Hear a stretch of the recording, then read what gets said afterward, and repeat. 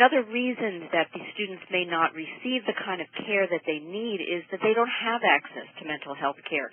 Quite possibly there's no culturally responsive care in that area. And as we've been talking, you can see that you can't just group all these students together, all the families together, those who've lived in the U.S. for generations and those who've recently come here, and say that you deal with them the same. The care has to be responsive and respectful of their culture. It is possible that there is this culturally responsive care in the community, but the families don't know how to access that, because that's a part of this, is this lack of knowledge on how to navigate the system, whether it's the school itself or the system beyond. Families may be overwhelmed themselves, and that's what we were just talking about here in terms of even if a child is depressed, she may be part of this whole family structure that is overwhelmed, that is depressed, that's trying to cope. And the last piece of this is that in many cultures outside the United States, there's a stigma on care for mental illness. And when they talk about mental illness, in their mind someone's crazy and you're embarrassed about it and you don't want to talk about it. They really don't necessarily have the same attitude toward mental health that we do. We're going to talk a little bit more about that as we go forward here. So why is it important that the school take a role in supporting the mental health of the students? Well, here are some of the benefits of having this connection between the school and the students' mental health. First of all, the teachers interact with the students on a daily basis and can identify problems before they become more serious. So if you could imagine of the young girl we spoke of earlier who's depressed, to be able to catch that at an early stage and help her connect with treatment is so valuable. The school also can provide a source of information about the child to parents. Again, think of this as these parents who are overwhelmed themselves, who are just trying to make it in the community, who have cultural barriers, and they're not even noticing that the child has particular behaviors because the rest of them are coping with their own lives. So the school can be a source to the parents and help them understand what's happening. And the benefit of that is that for many of these families, they view the school as a trusted resource. We will get into how you earn that trust, or maybe what happens when the trust is broken, but it's important to know that as opposed to not respecting the schools, the immigrant and refugee parents have tremendous respect for the schools. So when the school provides information, they trust that. You can provide the parents with strategies to support the child, and again, they may not have an access to that any other way. You can help the families connect to services. And the mental health providers in the community and the school can interact with the teachers who see the child daily. Yes, there are privacy issues here that need to be worked out, but it's certainly a way to share critical information with each other. Now, some of the questions that we received in advance for this webinar related to the issue of how do you convince the school, the teachers, that this is an important issue for them to care about. And that's what this slide is really directed to, the impact on student success, on student academic success largely. And I think we all have to come to grips with the concept that the traditional strategies are not resulting in achievement for some immigrant students. And these are the very groups that No Child Left Behind holds the school responsible for. So there needs to be something more than what's being done right now. The other issue is that the untreated behavior can impact the entire class.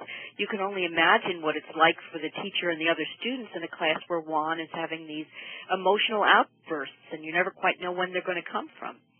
And the third point here that's equally important is that schools and educators are committed to the development of the whole child. Of course, the primary reason that the students are in school and that the teachers are there is for academic success, but any school has the responsibility and accepts the responsibility of treating the whole child and helping these children become the successful human beings that they can be. And their mental health is such an important part of that.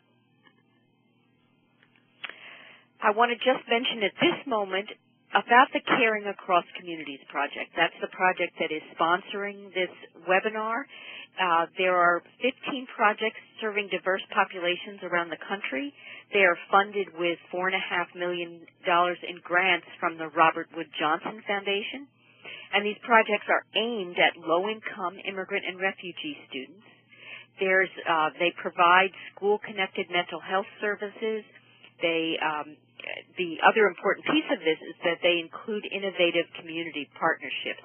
A lot of the examples that I'm going to be using are from these Caring Across Communities projects.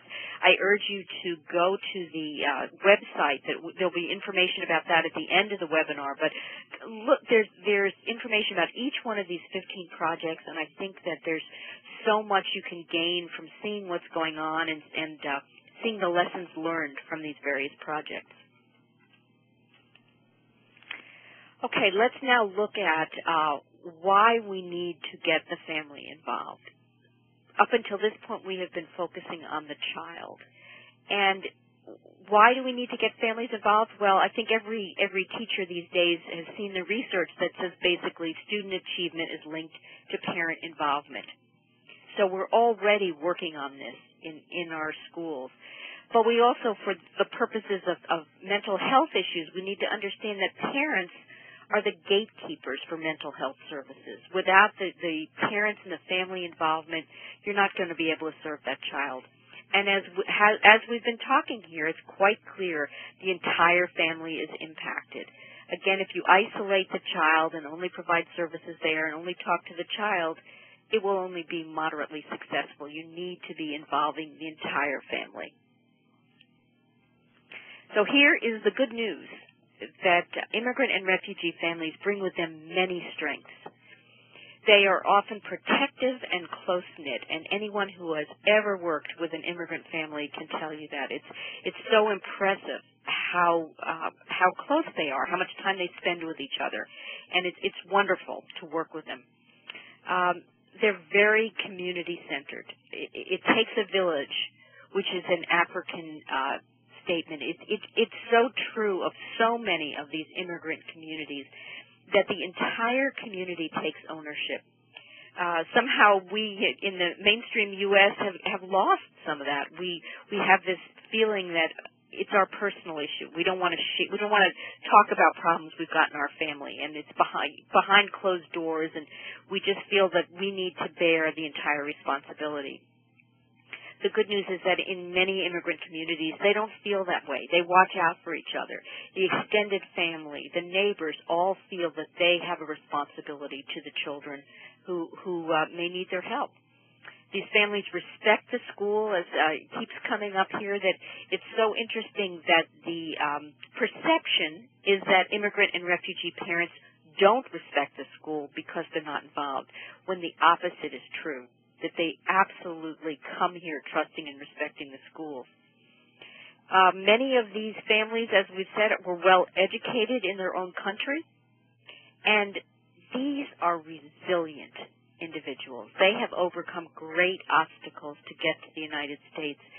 When all our programming, when all our attitudes are directed toward pity, feeling sorry for them, we'll help them because they need so much from us, we lose the strengths that they bring.